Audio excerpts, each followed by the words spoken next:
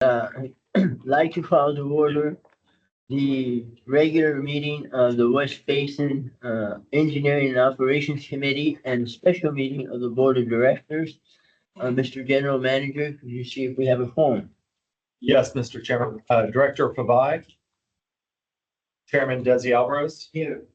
Director Gloria Gray, Here. Director Don Deere, Director Scott Houston. Mr. Chairman, we do not have a quorum of the Board of Directors, though we do have 2 members. So we will proceed with all the discussions that are prepared and agendized within the posted agenda. But we'll move these items. They will not be on consent. They'll be filtered into the agenda under action and information items. Well, we have a quorum of the committee, so the committee can act. So moving on, do we have any public comment? Mr. Chairman, we have not received any requests for public comment, though this meeting is being held both in person and virtually. If there's any member of the public that would like to speak, please indicate so by raising your virtual hand.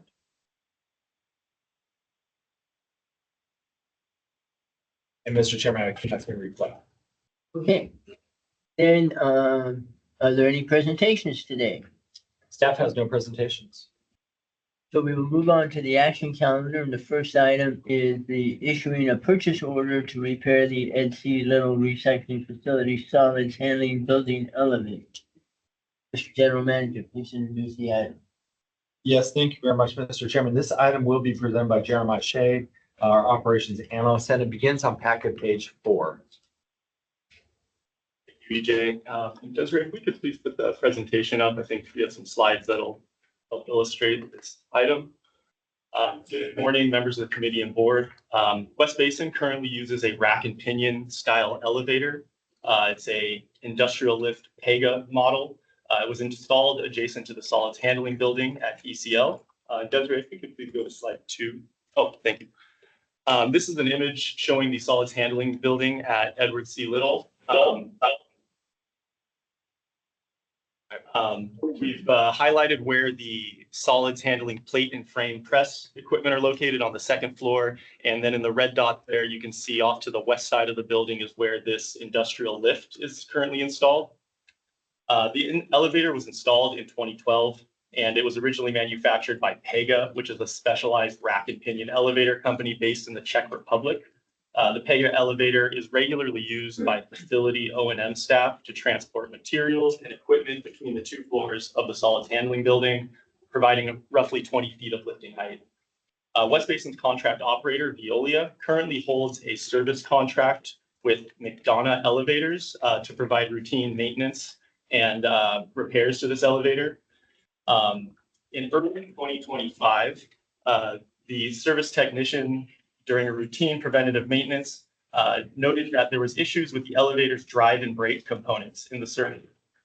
The technicians returned to ECL a month later in March 2025 and attempted to troubleshoot the drive and brake issues, but were unable to repair the centrifugal brake component of the elevator. According to the service report, the failure of the centrifugal brake prevented the elevator from descending vertically and essentially rendered the lift non-functional. Next slide, please. This is an image of the elevator in question, viewing it head-on from the south and from the north. And we've highlighted where this brake equipment is located on the lift. And essentially, the centrifugal brake is an emergency device that stops the lift from falling in the case of a catastrophic failure. In this instance, the technicians have noted that it's not functioning correctly. It's essentially getting stuck and it's preventing the elevator from going down at all. Veolia attempted to work with the elevator maintenance company to procure and repair the centrifugal brake in early 2025. Unfortunately, the equipment quote from the service company exceeded the procurement threshold for West Basin's contract operator to purchase directly. And so West Basin staff took over the procurement of this equipment.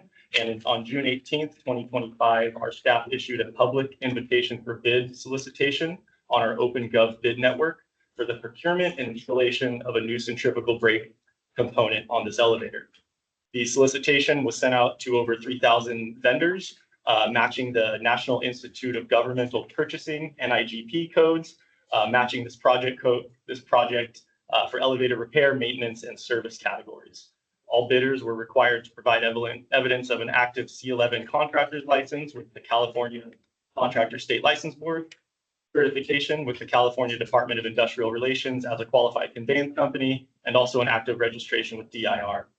15 total vendors downloaded the solicitation and 2 vendors submitted responses. 1 submitted a no bid response and 1 company submitted a formal bid to the solicitation. The bids were due on July 10th and 1 company, McDonough Elevators, responded to the solicitation with a total bid price of $79,972.25. And that includes all the equipment, labor, and testing required to return the lift functionality. Table 1 describes McDonough's quote.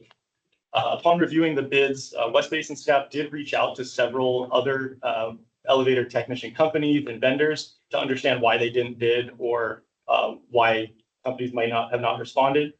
We found out this is a very, very specialized piece of equipment. Pega, the actual original equipment manufacturer, we contacted them and spoke to them on the phone. They do not even manufacture this equipment anymore, and they mentioned it's extremely specialized, requires extreme specialized knowledge to install and even to manufacture the brake. And we shared the quote that McDonough provided to West Basin with Pega, and in their view, they confirmed that the cost was in line with their expectations for what this project would cost. Staff would like to return functionality to this solids handling elevator. And with that, I'm happy to read the recommendation unless there's any questions. Go ahead, read the recommendation. Recommendation is that the board authorize the general manager to issue a purchase order to McDonough Elevator for the procurement and replacement of centrifugal brake equipment on the ECL WRF solids handling building elevator for a total amount of $79,972.25. Thank you. Director Gray, do you have any questions or comments? No, I think it was pretty thorough. Thank you. I got a couple of questions. So the elevator has been down since March. Yes, we haven't used it since March, that's correct. So how have we been moving stuff up and down? People have been either carrying things up that stairway for regular stuff and taking a lot of time, or we've had to use like external snorkel equipment, driving over lift equipment and using that to get things off that second floor.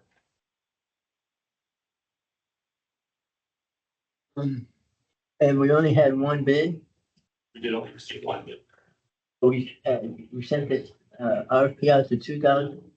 3,000 plus companies received the yes. Okay. All right. I only have one other question, and that is on the funds for this. It says funds for the solids handling are included in the fiscal year, so I just want to confirm that the $79,000 is available. Yes, we budgeted for facility maintenance repairs, including items like this in that facilities maintenance budget. Okay. So if it's all right with you, Director Gray, we'll move this forward. Yes, it is. Thank you. So moving on to the next item is the Edward C. Little perimeter fence improvement. Mr. General Manager, would you please introduce that item? Yes, Mr. Chairman, and this is a item that we are revisiting. We're bringing it back down for action. As you'll recall, we brought this before this committee last month and received some specific feedback from the committee. So again, for this presentation, we have Jeremiah Shea, and this item begins on packet page 11. Thank you, EJ. And Desiree, if you could please go to slide 8. I think that's the best place to start.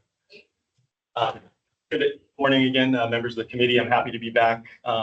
In July 2025, our staff presented 3 different repair approaches for the ECL perimeter fence. The first option was a complete replacement like for like of the current fence design. The second option presented was only to replace the 2 worst sections of our perimeter fence. And the third option was to essentially do a spot repair on individual panels of the fence that had deteriorated. During the July E&O committee, staff received feedback and suggestions from members of the committee to return in August to present an alternative design option that included a 10-foot high curved steel top security steel fence for the entire perimeter. And so on the slide here, we have shown an example of that fence. It's a little bit taller than our current design. We currently have an 8-foot fence. This design would increase that by 2 feet and add that security curved steel top to it. And then we have an example photo of one of these fences installed at another facility. And so taking into account the committee's suggestions, staff did reach out to several commercial fence vendors last month, and we obtained updated cost estimates for implementing this new design option. And previously, we had been looking at a rough order magnitude about $160 to $170 per linear foot. This new fence design, based on what we've heard back from those fence vendors, would run roughly $200 per linear foot. So it's about a 20% increase from the previous design option. And we've also asked these vendors to provide their cost estimates to install the same fence style on top of the Topgolf block wall. That was another request by the committee last month. And so we have included those cost options in the next slide, please. We've updated the total cost estimate for the project based on this new fence design. Staff is estimating that the new project would run approximately $450,000 to $500,000 as a total project cost. And as a reminder, that would replace all of the yellow fence sections shown on the map with the new 10-foot tall fence, in addition to matching that 10-foot height along the block wall on that orange northwest wall area. Staff's confident that the committee's suggested design option will provide a cohesive and uniform look to the ECL facility. And we would also like to highlight that funds for the ECL perimeter fence project were included in the fiscal year 2025-26 capital improvement program budget in the amount of $535,000. So we are prepared to budget for this project. And with that, I just want to confirm that this meets the committee's suggestion, and we're happy to recommend this full replacement option to the committee today. So with that, I'll read the recommendation that the board authorize staff to proceed with the full replacement of the existing ECL WRF steel perimeter fence with a new 10-foot high curved top weatherproof steel fence, including a uniform extension of the new fence along the existing block wall fencing. Okay, thank you. Director Gray, do you have any comments? Yes, I don't believe I was part of the conversation with the committee last time, but why did the committee go with the full replacement? Sorry, could you repeat that? I had a hard time hearing it. I wasn't, I don't think I was part of the discussion before regarding this item. So the question is, why did, it sounds like the committee directed staff to go with the full replacement, and I just asked the question why. That's all. With this option. Oh, okay. Actually, that was my question, because at the last time, I don't recall, I did think about the full replacement, and we had that discussion. But when the options came back this time, my question is, why aren't we seeing the full replacement cost with the alternative fence? Replacement. So the cost that we've presented. With the option 2. The option 2, I would say that the reason that we didn't update the cost estimate for the option 2 is because we would have an non-uniform look across the fence if we just installed a 10-foot fence adjacent to an existing 8-foot fence. Why don't we replace? We would like a uniform look, but why don't we replace? What would be the cost of replacing all of the fence as in option 1 with the 8-foot? The cost for the 8-foot fence that was presented in July was roughly $250,000 to $350,000 as a cost estimate For the complete fence replacement. all the way around. All the way around 8-foot, matching the current design. But Jeremiah, that doesn't necessarily include the direction or the input from the board, the committee, to include the wrought iron fencing on top of the block wall. That's correct. So do you have the incremental price between the complete replacement as shown in number one with the wall topper, but without that, the curved 10-foot portion. Do you know what that incremental difference is? Just the perimeter. Just doing everything except for that upper portion. It would still be that 20% difference, because we were quoted on the linear foot. Right, so we applied that $200 per linear foot to the block wall extension too, so it was a conservative estimate. And so if you do the math.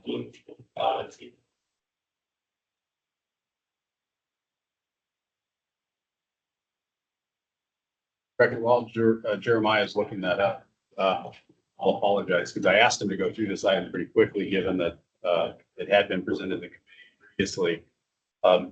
If you recall, I believe the committee's guidance was to look at the complete fence replacement option, but with that additional topper portion. And specifically, while staff was considering a vinyl fencing that would be placed on top of the block walls, the direction from the committee was to bring back the costs associated with doing wrought iron fence across everything. So the staff recommendation today remains to replace everything, but also incorporate the committee's request to look at both the wrought iron topper on the block wall and per 30 portion on the top. And if I understood Jeremiah correctly there, given the assumptions that were made in this budgetary estimate, the $450,000 to $500,000 should cover or would probably be similar regardless of whether we do the 10-foot portion or just the standard 8-foot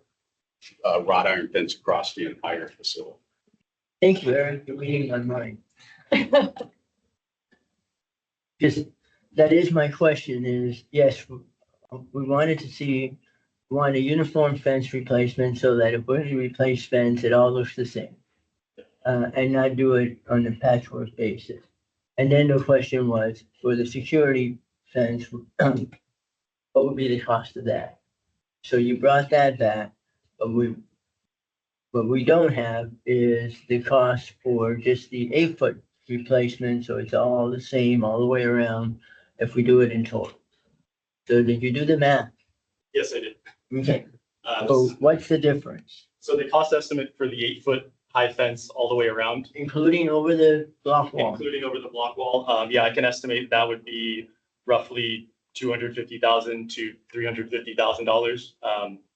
Plus I'm sorry, we could add $25,000 to that based on that block wall extension. These are multiple quotes we're kind of combining here.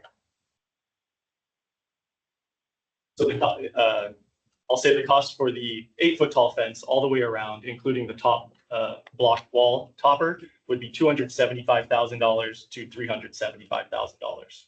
A big range. It is. And 275 to how much? We're at up to 375. These are very high level cost estimates at this point. And then if you go with the security fence, The new secure fence, yeah, that's the one you actually did price out, right? we're looking around $450,000 to $500,000 was based on the cost per linear foot. So that is a significant increase, but I don't have comfort. Chair Alvarez, I would remind the committee, though, that these are just budgetary numbers. Board's ultimate direction is to proceed with the complete replacement. We can structure bid scenario, get us, the lowest cost option, where we have the topper, call it the security portion, as an optional pricing. And then when we come back to the board can decide whether they want to pay that extra price, whatever it is, at that time or not. Perfect, thank you.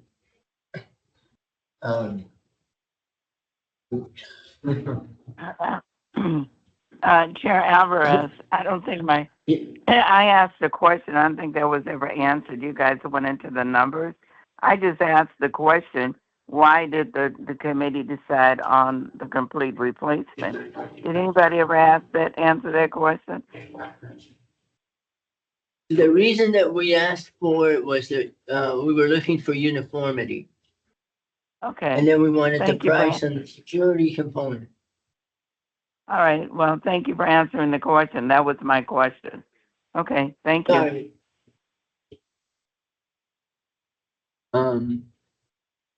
Okay, so on this item, I think Eric, your recommendation is right on point. When it goes out to bid, probably bid it as an alternate. So then we know what it is at the end of the day. Yeah, we know what it. If you're okay with that, Director Gray, can we move this Yeah. item forward? Yes. Thank you. Yes. All right, so moving on, we are on items, 5C, amend the agreement with Cal Tool for carbon dioxide system rental invoice. Gentlemen, Yes, thank you very much. This item will be presented by Erica Owens, our Assistant General Manager. The item begins on packet page 27. Good afternoon again, Chair Alvarez and President Gray.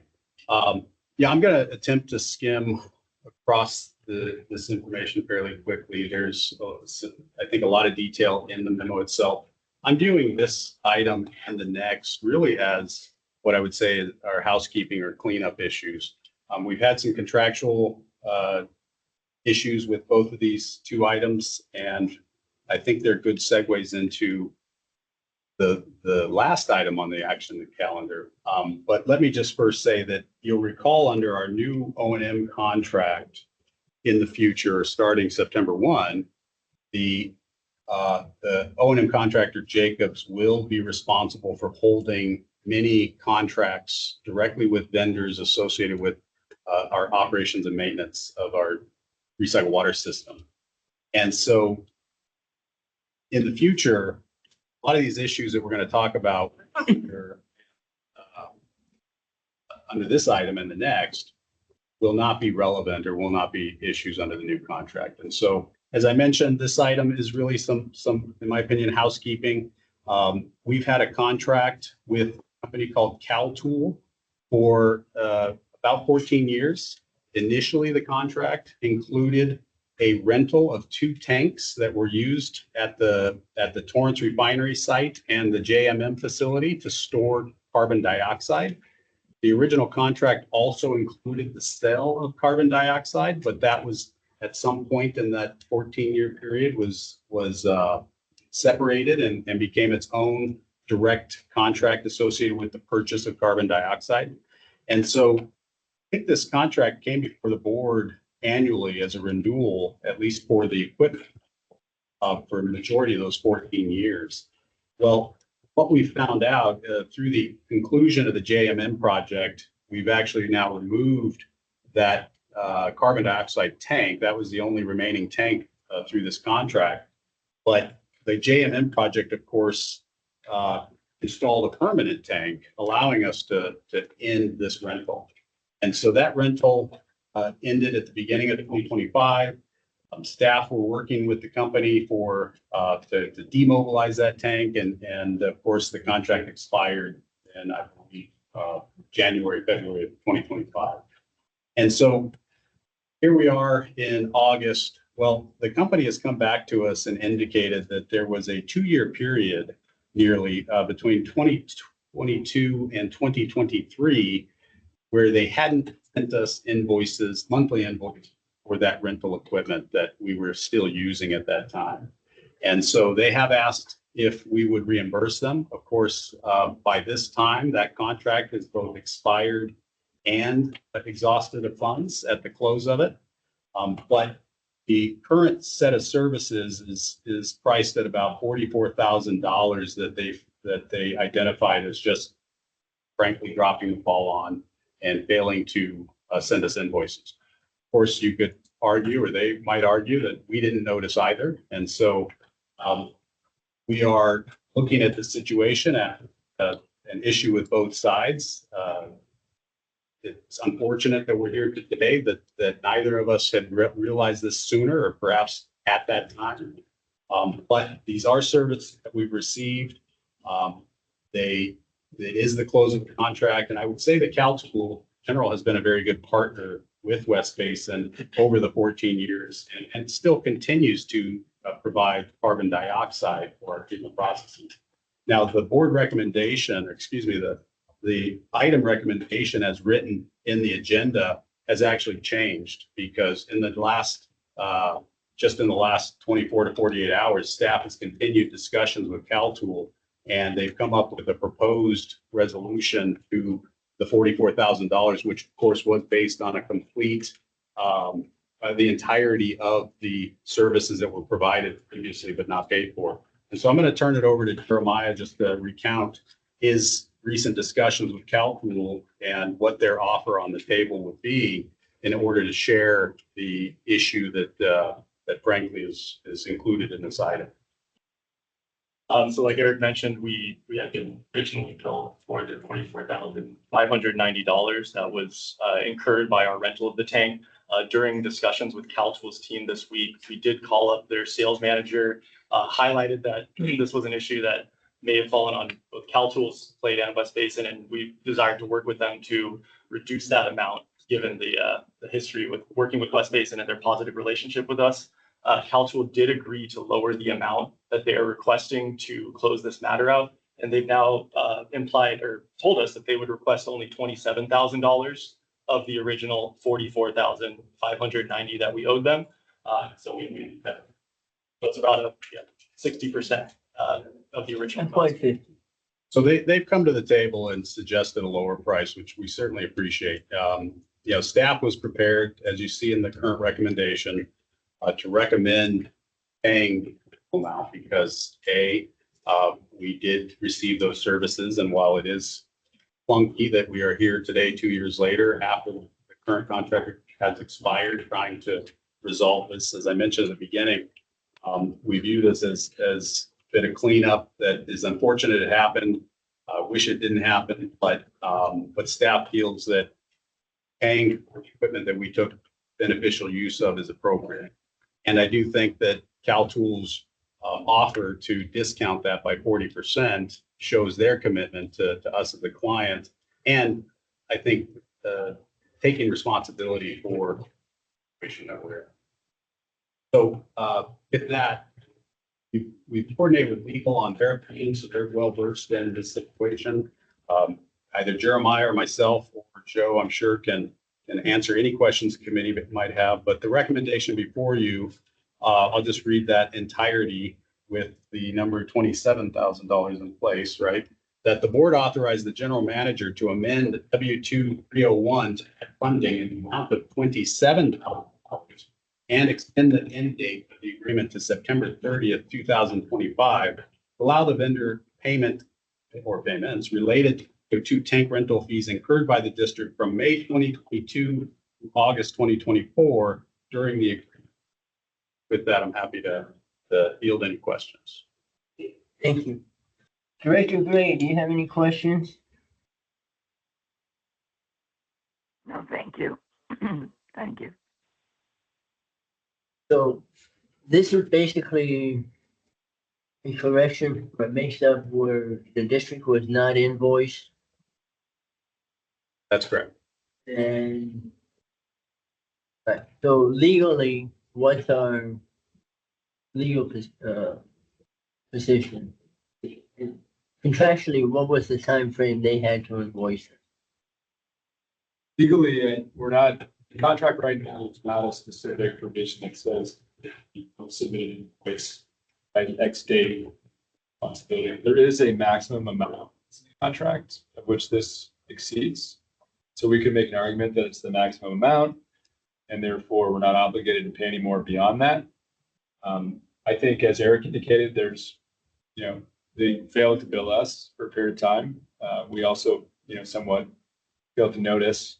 And we did get the benefit of services. So, I mean, I hate to say what's our legal position, but I think, we could potentially argue with them about it and refuse to pay and see what happens. And maybe we're okay, maybe we're not, but it's not entirely clear and seems kind of like an equitable solution. Eric, back to you. How long ago should have an invoice, because if it wasn't in the contract and the new season, it's like what we're doing, is that in the contract. It must be I would think it's something that's really aged, but Yeah, so the period of non-invoicing, sending no invoice was May of 2022 through August 2024. And so I would say that they began or resumed invoicing us last year, about this time last year. And of course, that was nearing the tail end of the JMM project, which of course allowed us to remove that equipment late 2024, early 2025. And I believe it's really, that's when they've identified that, oh, whoops, we've had these missing invoices and we'd like to get recovery on that. And so I would say that it was probably a couple of months into the 2025 by the time they came to us somewhat hat in hand with this issue.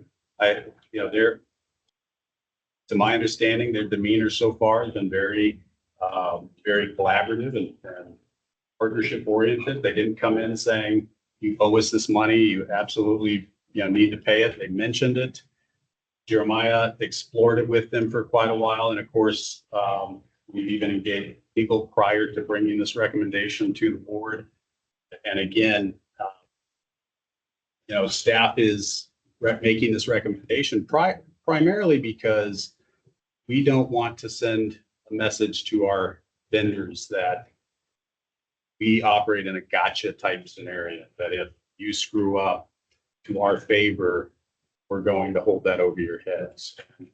Given that we did continue to receive those benefits for 2 years, I feel that it's appropriate personally, I feel that it's appropriate to pay the amount, but I would commend Barkev and Susanna and Jeremiah for their engagement with the tool and really making sure that our perspective was recommended or was accepted, that, hey, this is your fault, certainly more than our fault. And so you're going to have to do something to make this right yourselves. And that's where that 40% discount that they negotiated comes into play. they realize it goes all the way back to 22. That's a long time for them to have forgotten an invoice. Absolutely agree. And it's a long time frankly, for us to not have noticed that we weren't paying an invoice for equipment that we've been renting for 10 years at that time. I think this issue points quite nicely to an item on the agenda today, which again is a reminder that under the new O&M contract, West Basin won't have to deal with these types of administrative headaches associated with supplies and equipment or chemicals related to the O&M contract. Through the new contract structure, Jacobs will hold this type of contract. And if there are such issues associated with the services, well, that's a Jacobs problem. They may come to us at some point to seek financial recovery if it's something you need to pay for. But I guess the point I'm making here is that the entire RFP structure of the new contract had this type of issue in mind, right? Removing the issues associated with us being in the middle of a contract operator and a vendor, put it squarely onto the contract operator's shoulders to manage this type of RPM. Okay. So Director Gray, what's your feelings on this?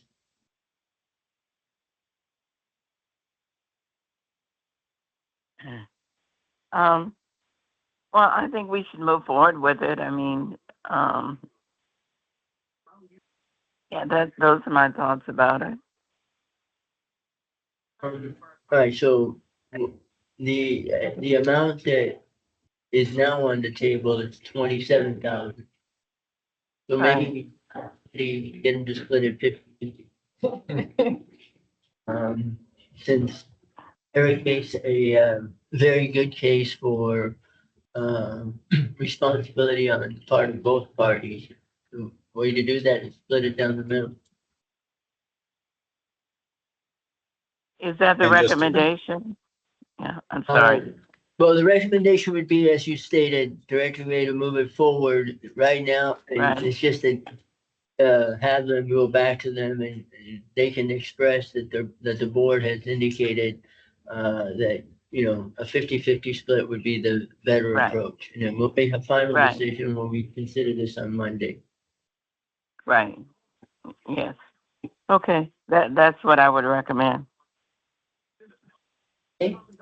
We can reach out to them today or Monday morning. Takes to get a hold of them and put that offer on the table. I hope we'll have a clear answer from them by Monday's board meeting at 1:00. The one, so there's some time, and I think on this one, seems like they're reasonable, and 50-50 seems like the reasonable approach to the parties and agree they're both partially responsible. We'll reach out and report back on Monday. So we'll move on to the next item, which is the amended purchase agreement or purchase order for July 2025 sodium hydroxide deliveries. I thought we were done with him. No, again, for this item, we do have Eric, our Assistant General Manager. The item begins on packet page 46. You may feel like you're having deja vu, directors, because we've been talking about sodium hydroxide deliveries for several months ago. Starting back, I think in May, when the board approved a 6-month extension for sodium hydroxide through the end of the year. And you'll recall that shorter term contract was specifically there in order to bridge any gap. The May award was to award to Blue Angel. Yeah, I'm getting there. Yeah, I'm sorry. You have that. Specifically in place to bridge the gap between the Jacobs contracts that will begin on July 1 and the period of the award of that contract. But it also afforded us the ability that should Jacobs not have specific contracts in place on July 1, we could use our contracts to maintain operability as long as it took. All of that to say that, as Susanna was pointing out, that award went to a company called Blue Angel, who I'll just in short say that they waited till the very last minute the day before the contract was set to become effective to tell us, well, we have a different price than what we proposed, and we'd like you to change the contract value. And so we came before the board, and at that time, that plan was to negate that award to Blue Angel and instead award to the second lowest bidder, who was also our current supplier at the time, North Star, and they are the subject of this board item.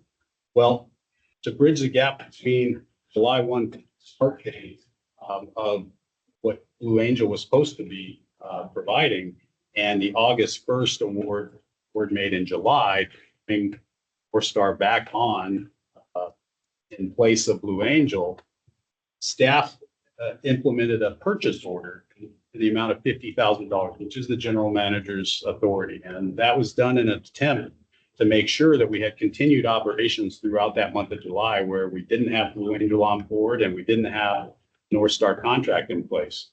And so as it turns out, we ended up using nearly $76,000 during that month of July. And this is an issue that feels itself on a couple of fronts. And so let me say this, that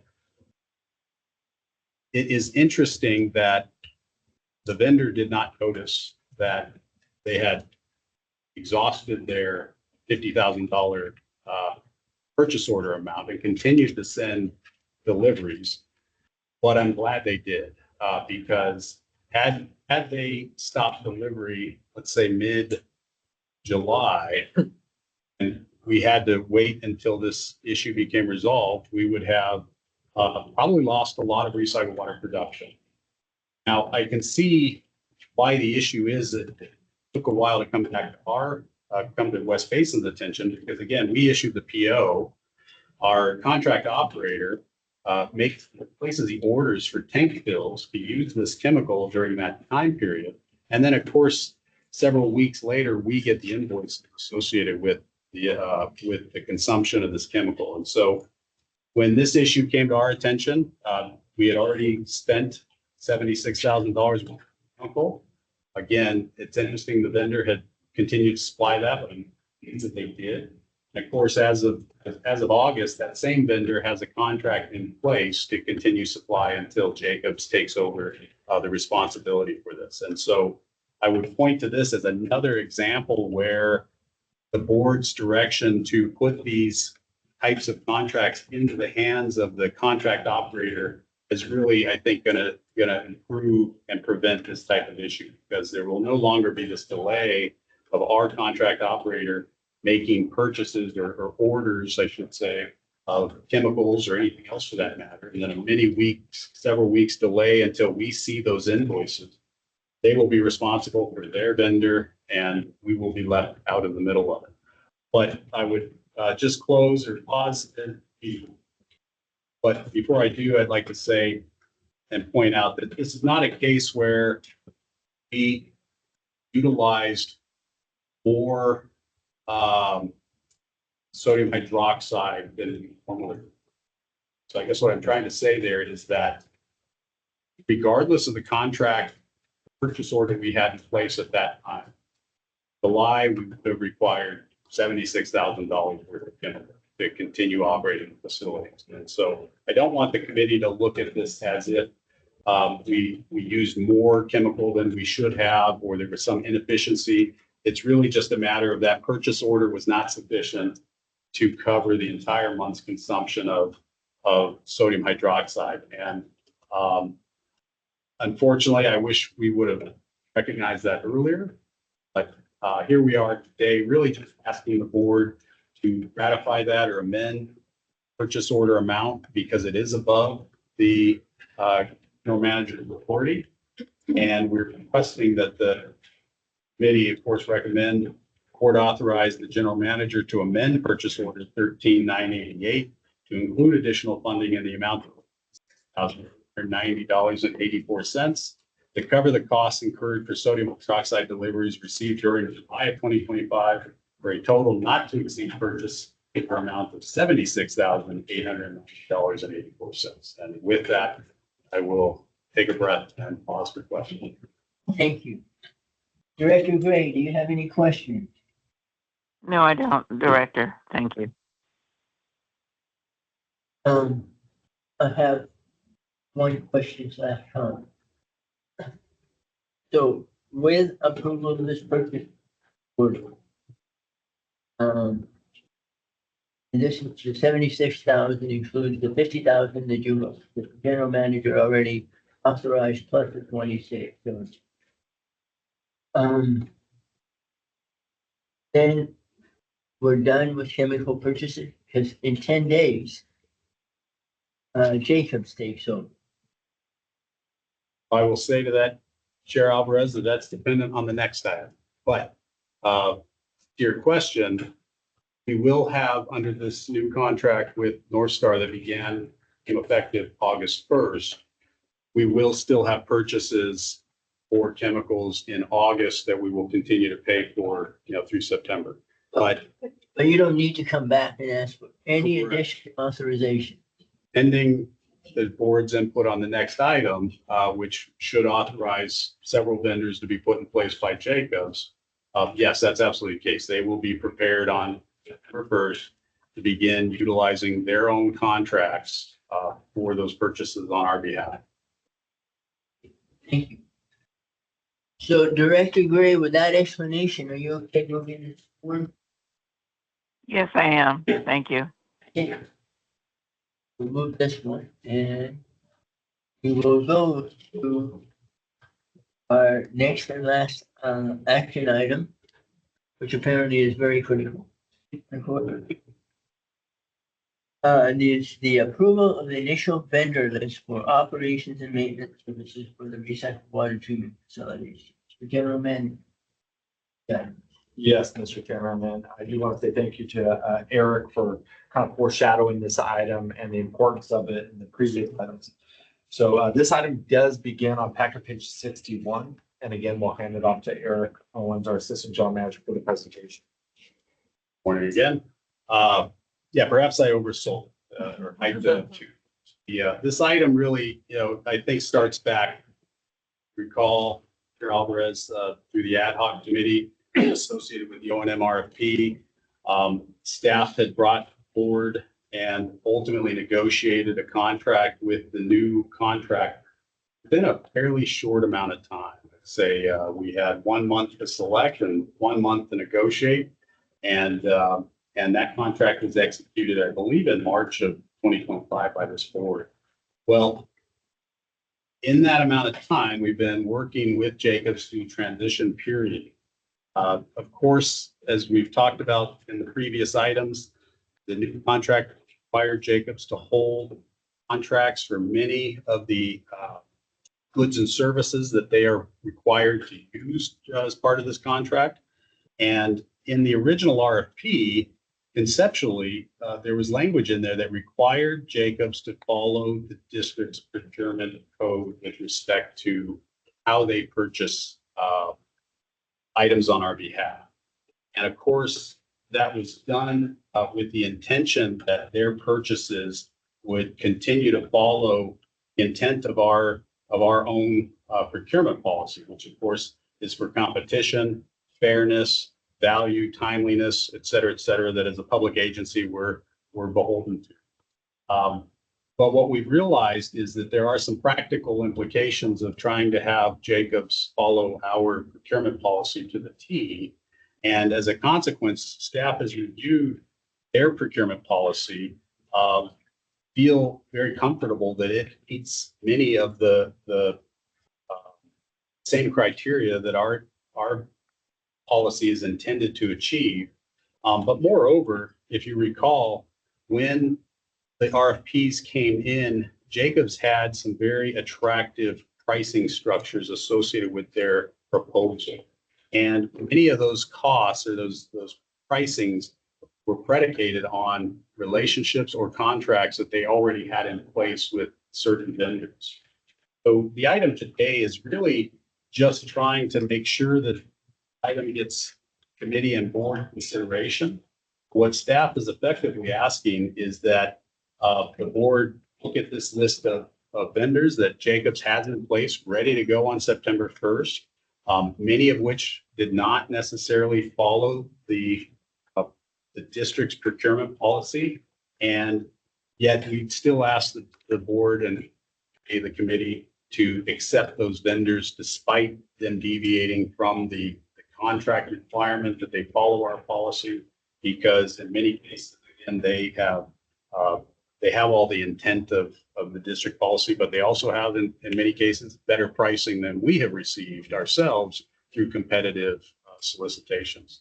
And so the item today is really just that. It's asking that the board acknowledge and approve as a limited deviation from the district's procurement policy and the procurement provisions incorporated into the O&M agreement, supplier contracts listed in attachment A specifically, to be used by Jacobs for non-public works O&M purchases effective September 1st, 2025, and direct staff to prepare and return a proposed amendment to the O&M agreement addressing procedures consistent with the district intent for future board consideration. And that second part, I think, is perhaps the most important to me.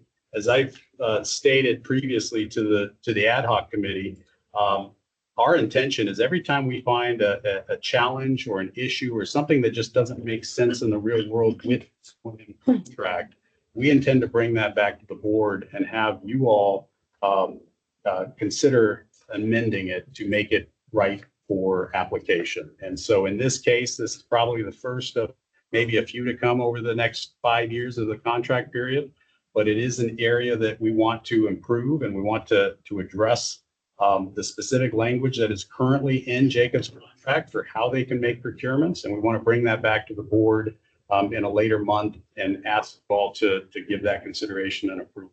For today, we're really just seeking for the committee and ultimately the board to agree upon the vendor list that is included here so that Jacobs can start on September 1st with these vendors and have assurance that they're going to get paid if they do purchase things through these folks. I'll leave it there. Director Gray, do you have any questions or comments? No, I think he was pretty thorough in terms of answering any questions. Thank you. I guess mine is more in the nature of a comment, Eric. I think both at the committee and when the discussion was to approve the contract, that we agreed that that the pricing structure was very good, and that part of that was based on the fact that Jacob had vendors that they worked with, etc. And that it was assumed that they were going to continue with those vendors if they were used to price the proposal they submitted. So I'm comfortable with all of that.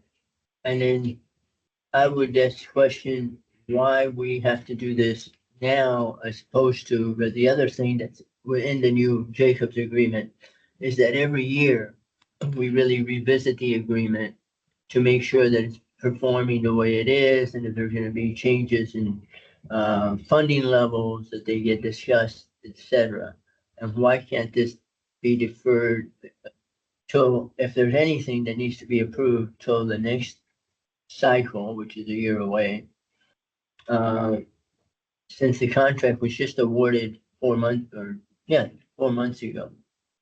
Yeah, absolutely, Director. I think maybe this is just staff being overly cautious, but as you mentioned, we did have these discussions during the ad hoc, and I think ultimately in the presentations that were made to the board regarding the selection and award to Jacobs, that in particular, this area of contract associated with holding contracts to the tune of, I believe, $20 million worth of reimbursable items was an area that we may need to return on. And of course, if you remember the timelines that we were working under to get that contract in front of the board and approved, there was not significant change made to the way that the contract considers the district's procurement policy. And so all of that to say that we understood the board and the ad hoc committee's perspective on it, but the fact remains that the current contract as written requires Jacobs to follow our policy, and we don't want to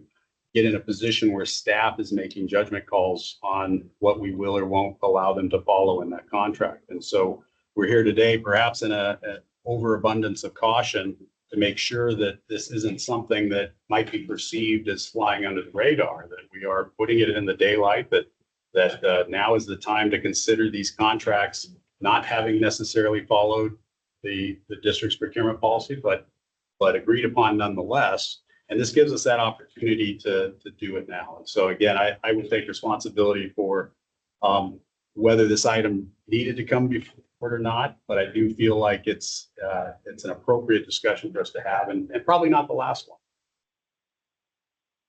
Okay, so, but the recommendation right now is just basically approve the list, which is attachment A, or I think. And then you will bring back next month or whenever, the proposed corrective language. Okay, And I would so we're approving the list and say, come back with the amendment, amend to the procurement portion of the contract. recognizing approval of the list. And I would also add, Director, I think it's stated in the memo, but just for clarity, that if any of these contracts need to change between now and an amendment, whether it's in a material change, whether it's a vendor or a price, we will bring those in so that you have a full view of any change. Given that they're starting in 10 days, I would hope that you don't bring back any changes, especially changes in price, unless you're gonna say, hey, there's a 30% reduction.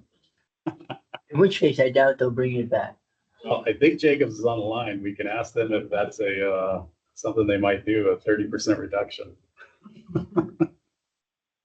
Okay, are you comfortable with that, Director Gray, that we move this forward?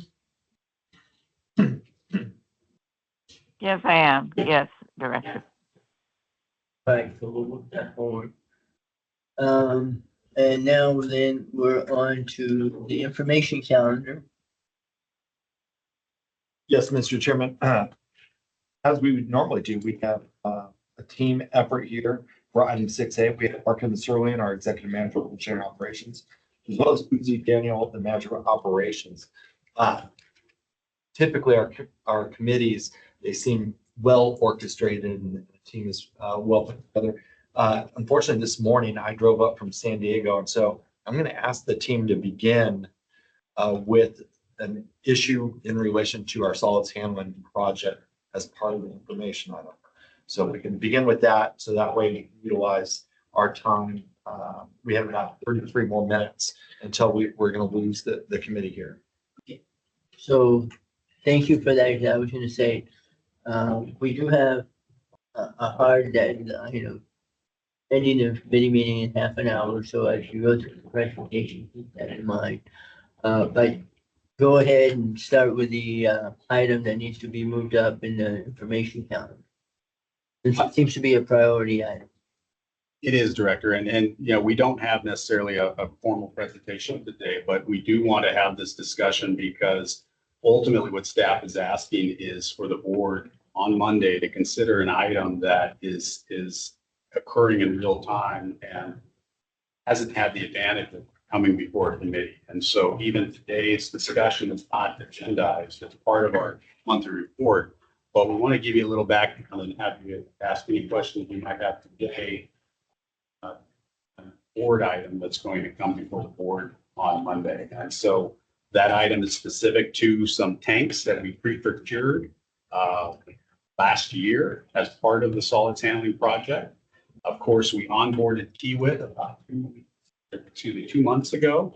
They've been going through their design reviews and constructability efforts, and they've identified some changes that are necessary to those tanks that are currently under fabrication by Arnaz, the tank builder. And so I'm just going to preface it with that and turn it over to staff for any additional details that they feel the committee should hear before we take any questions. Anybody? Yeah, that's correct, Erica. Good morning, Director Alvarez and Dr. Gray. As Eric mentioned, Kiewit did a fantastic job at getting on site and doing their field verifications and looking at comparing what they're seeing in the field to what are not only on their design plans, but also the other plans that we have for items. As you may recall, we secured several items with the goal to make sure that we complete the project in time, and thinking of all the lead times these days with. And so we did for tanks. They are in fabrication, and it so happens Kiewit started. They did a fantastic job of looking at the field conditions. That quickly came back to us and said, "Hey, we should look at these things." We had our consultants look at them. We looked at them.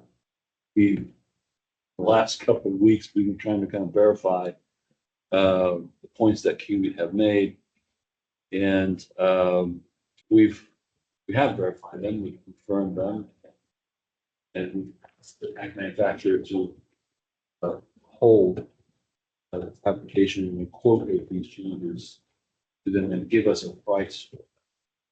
The tank contractor, Arnaz, is looking into those changes, and they haven't provided us with a price yet. When we awarded the pre-procurement to Arnaz last year, we had a 10% contingency on there, about $30,000 for any changes to the tank. We think with these set of changes, we're going to go above that. And so the recommendation on Monday is going to be to increase the contingency amount for the Arnaz contract. The overall contract for Arnaz was $357,000. That included the tank, the work, install work. It included the taxable shipping. It included that $30,000 of contingency. The engineer's estimate that was $460,000. And they came in. So I think with the increase in contingents, we don't anticipate getting the price from Arnaud's on Monday. So we're actually going to get an increase in the contingency on Monday to allow us to expedite the changes and not lose time. 2 tanks are already offline, sludge handling tanks, and so we're racing against time to ensure that the fabrication gets back on schedule. And it's worth noting that we did not catch these changes. The cost and the schedule impact on the project would have been much. It's staff's effort to try to address the situation as quickly as possible.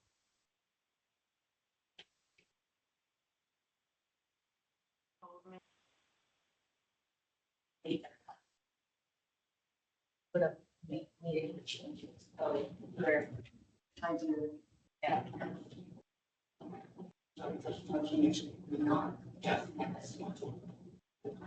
I would add that we will have a more formal presentation and discussion on Monday's report, but I did want to take this opportunity today to at least alert the committee to a little bit more background, that we're happy to answer any questions you have today, but we'll also be prepared to answer any additional questions on Monday. Okay, Director Gray, I don't know if you were able to follow all of that. And if you have any questions, No, I had to get off for a few minutes on, so whatever your recommendation is. well, this is gonna be actually, it will not go as a pre-approved or pre-reviewed item from the committee. Mhm. This is, an item that will be on the action calendar on Monday. There will be a full presentation and you will have an actual cost. Right now, from the description you all gave, we don't have a cost yet. We will likely not have the cost on Monday either, hence our recommendation on Monday would be to increase the contingency amount to allow us to process the change order when we get it, without having to wait for the next board meeting. If I could add on to that, yeah, there is a number in the recommendation that will be considered by the board, but that number is generated by staff. What we think these numbers are going to come in at. We believe that the increased 27% contingency will allow for these changes. However, until we have that hard number, we don't know for certain. But I believe, and don't let me misspeak, but staff believes that the number should come in lower than what we're asking for in the board item. So that is really just there as a cushion to make sure we have enough room in this new contingency to address these changes. So my caution, probably have this discussion on Monday, is if you ask for money once, when you're estimating, we're already in a situation which we should not be in.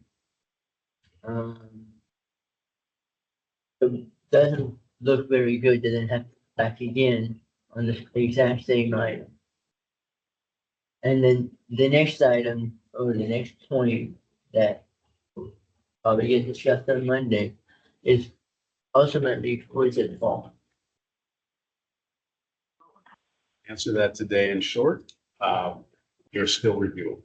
So as staff have reviewed the recommendations, looking to assess which are kind of nice to have recommendation versus which are design flaws. And what I'm going to ask of staff to do to make sure we have a good understanding of costs, each one were costs that were related to failures in Arcadis design versus which are just nice or better to have as part of the design. So we are, I think, like-minded in this regard, that we need to understand what is driving these changes and what those costs look like. I won't quite say who's to blame, but There's a reason. correct. And I think there may be different reasons for different recommendations by Kiewit. And so we will need some time to sort that out. But in the meantime, as Barkev has pointed out, this is a time-sensitive issue because the longer we have this contractor, this tank manufacturer on hold, then the longer they delay to deliver to site. And of course, that might push the larger project construction project schedule out farther. And so we think that it is prudent to run through this effort now, despite it being a bit clunky, really to take advantage of these Kiewit comments while the tank is still at the manufacturer's site. And while we can take it, tank manufacturer making this change. Okay, we'll look forward to seeing the presentation. Actually, now we can move forward with the regular information calendar. Unless, Director Gray, do you have any additional comments on that item? No, I think they've covered them all. We'll just wait for the board meeting. Thank you. The monthly engineering and operations report, starts at packet page 106. This month the focus is on distribution and water compliance. But before we go to the presentation, I'll just point out and give a quick summary that on page 107, there are a bunch of updates on compliance and operational issues throughout the month of June, including the elevator improvement project. We did a walkthrough and we are on schedule for fall. Barrier production has been lowered of the county. We have included a graphic in the package showing the barrier production. And I'll get back on it a little bit. And then staff continues to engage the Jacobs team regularly with the different steering committees addressing different items, coordination, asset management, maintenance, all the different aspects of the O&M that Jacobs have to get the ground running on. The PB lateral project, we've addressed the one last remaining items with a pipeline that involves installation of some riprap around the master meter. That has been addressed with the city. The pump station is scheduled to be tested starting beginning of September. So we anticipate currently this project in the month of September itself. On the DCS replacement project, staff, along with a consultant, have been going around every plant, all the processes, conducting loop checks and condition assessments, the findings of which have been very, very interesting. The results of that analysis, I think we have 2 weeks left on that, are going to be beneficial in so many ways, both for us and the new contract operators. We start off the presentation on packet page 112. We have the distribution presentation, but attachment B of the packet is the monthly barrier production. On packet page 114, that's a look ahead of some of the action items that we anticipate coming in next month. Happy to answer any questions on that, but just for the interest of time, I will hand it over to operations quality compliance supervisor, Jamie Malfi, to start off the presentation on page 116. Take over, Jamie. Yes, thank you. This slide demonstrates the difference in TSS between Hyperion, Alcohol, and ECL influence. So they're about the same. Water quality is looking good. This one goes over the turbidity. I'm sorry, next slide, please. Turbidity is under the average weekly maximum of 100, so turbidity is also in good shape. And next slide, please. This shows ammonia, which we are also under the, I believe, 56, 58 limit at both facilities.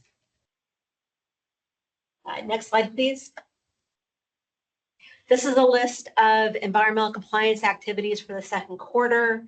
As usual, we have the monthly barrier log reduction values report.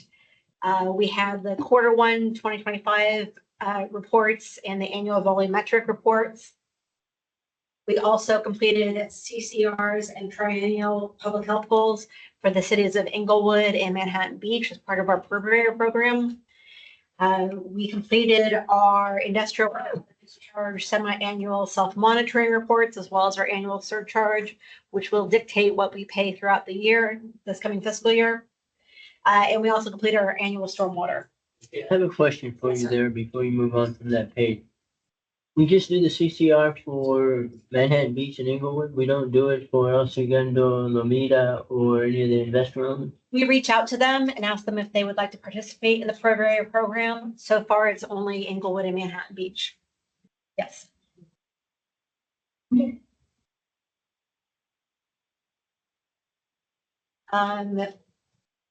completed over approximately 2,298 samples, client sample analyses for quarter 2 for calendar year of 4,652. One update for you, Torrance Refinery had the annual Cuba inspection. They noticed 4 minor violations last time to be corrected within 30 days. All were corrected by July 30th, and a response was sent to Torrance Fire Department on August 8th. Next slide, please. We wanted to bring to your attention an ordinance revision through LA County Sanitation District. They're really cracking down on stormwater intrusion into the sewer system. This goes back mostly to February 2024, when they were responsible for a 8 million gallon overflow into Santa Monica Bay.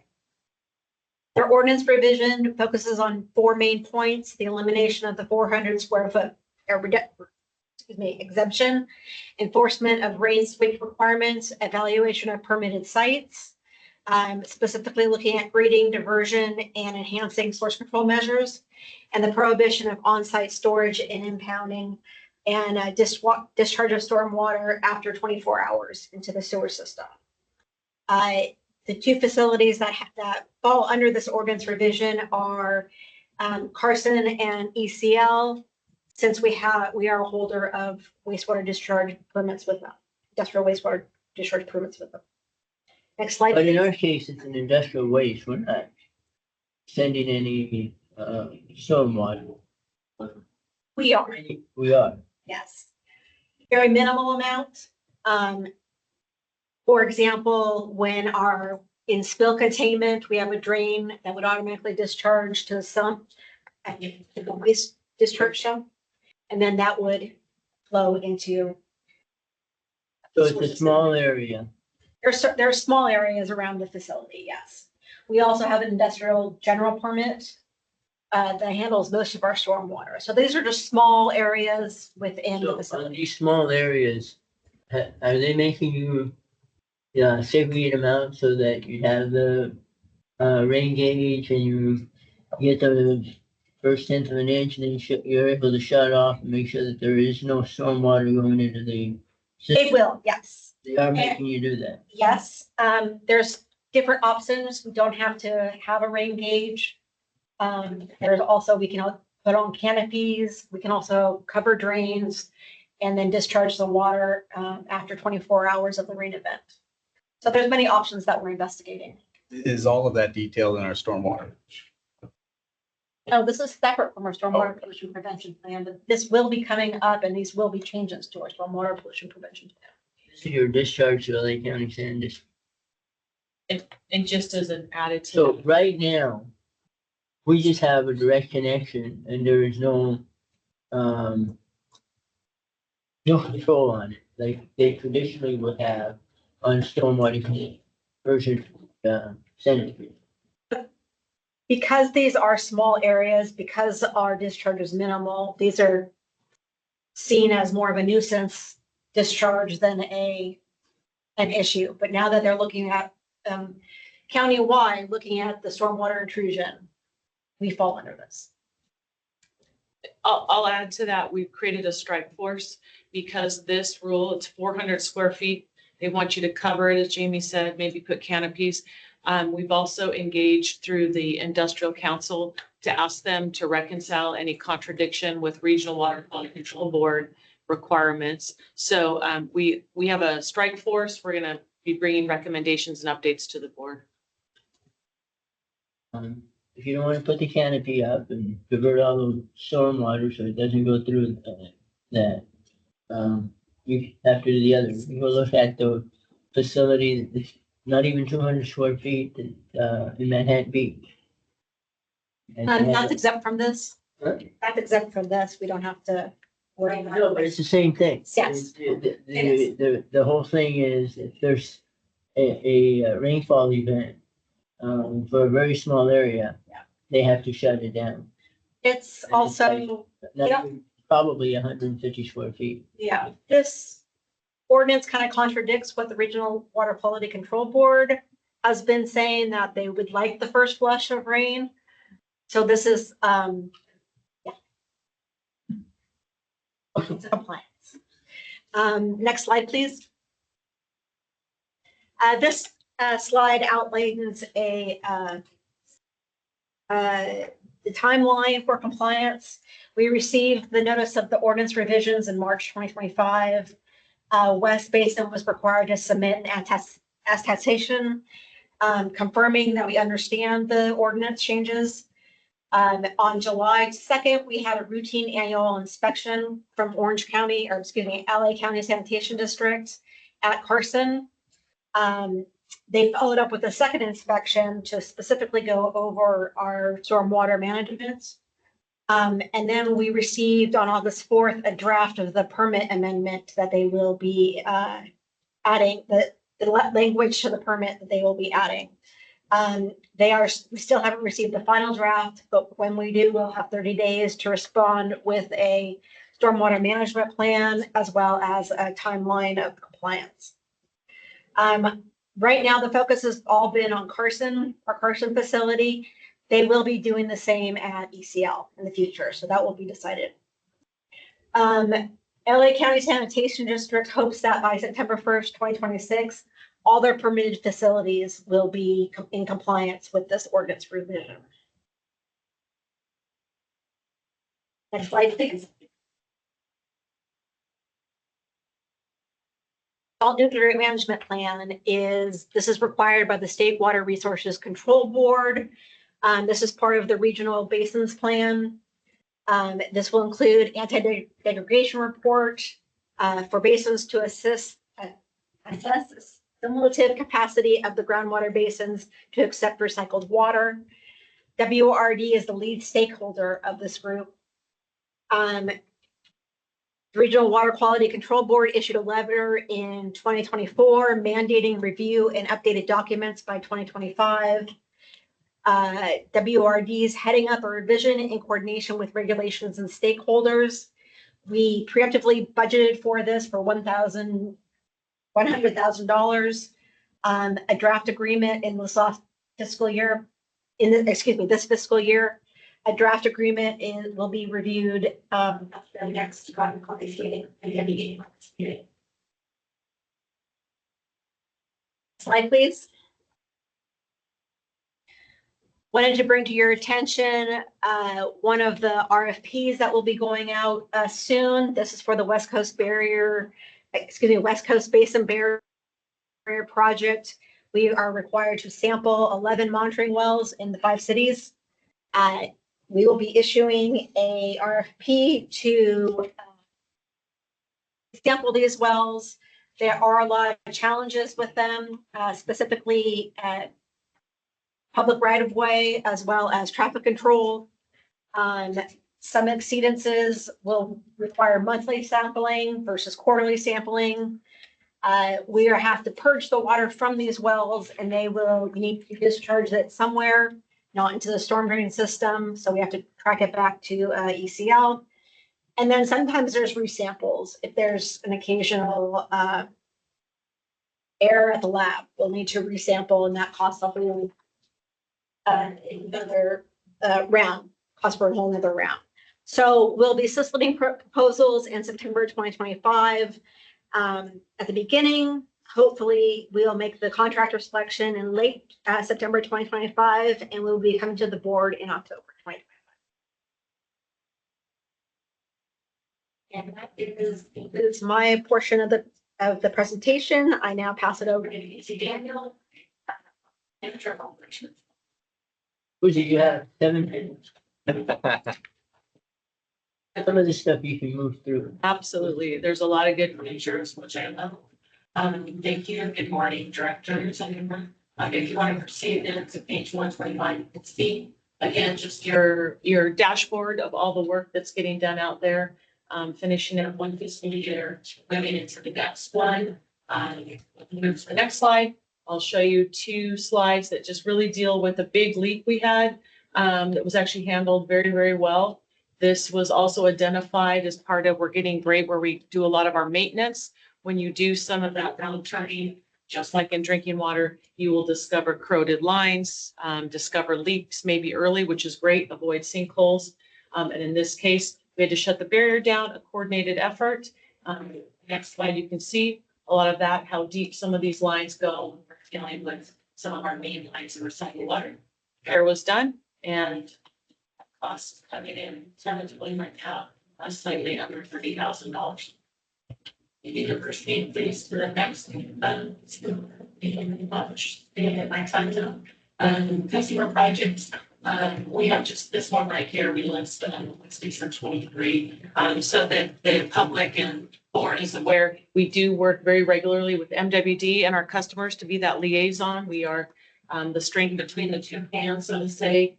Some really nice coordination and collaboration. Any changes they would like to make. West Basin 30 will be on here next month. We are working with Gold State regarding some changes they made to an MWD vault. And we've come up with some negotiated agreements. And as Jamie mentioned earlier, the purveyor, as the director noted, Inglewood, Manhattan Beach, Lamita has expressed an interest. I will say in my whole career here, the investor owned, they are a large, they do that through their central locations, have never asked for our assistance. Central Basin used to require a lot. And in this case, we just have a few things coordinated, and so far so good. If you'd like to proceed to the next slides, then these are attached to our slide here. It's the potable water sales, which I think also shows up in the finance slides. And finally, the last slide says, thank you. You're welcome for making my 7 minutes. Easy, and there is a slide. Just to show you. Hey, you have 5 minutes?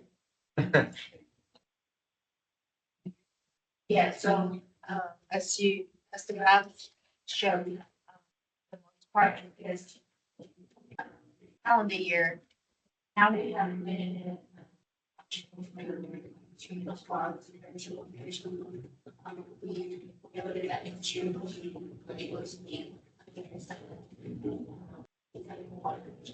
to have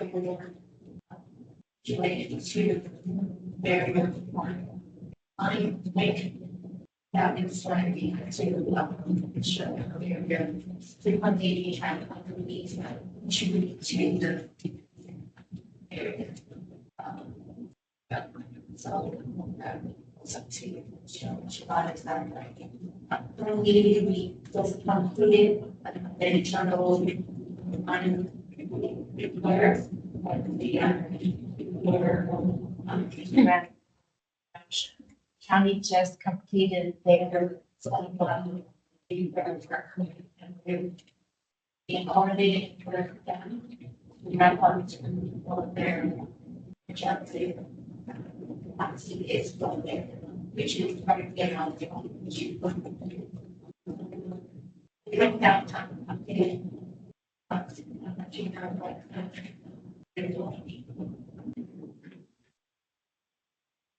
You mentioned the county now lowered the, the protection of the fiction line to 13 feet. Well, is that because of the maintenance they're doing? Yeah, they had the down section of the well with their above that it's that. So they shut down that whole southern section. They had to well.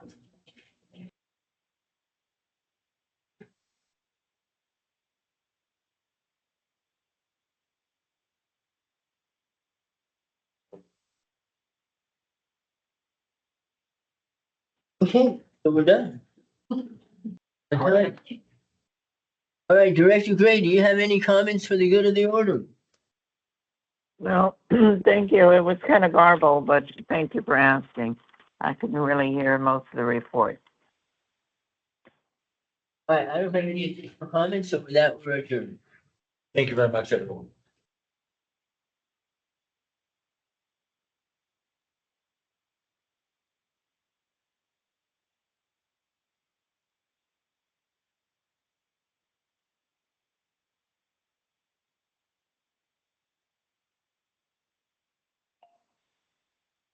Hello? Hello?